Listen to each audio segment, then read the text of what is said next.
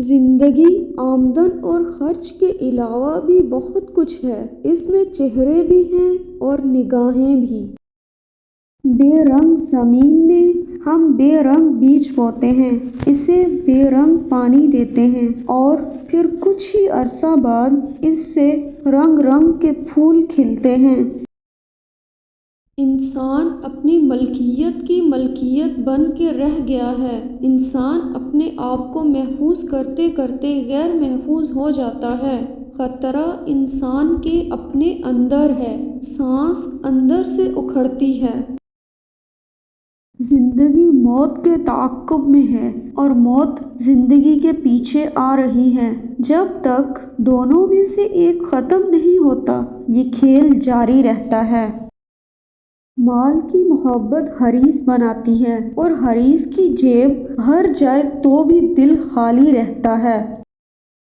Climax یا نقطۂ عروج اس مقام کو کہتے ہیں جس کے بعد یہ مقام نہیں رہتا۔ طاقتور انسان کمزور انسانوں کی عنایت کا نام ہے۔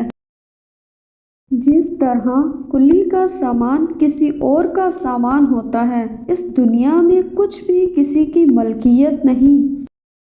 انسان اپنے آپ کو خواہشات کے پتھروں میں چنواتا رہتا ہے اور جب آخری پتھر اس کی سانس روکنے لگتا ہے تو پھر وہ شور مچاتا ہے۔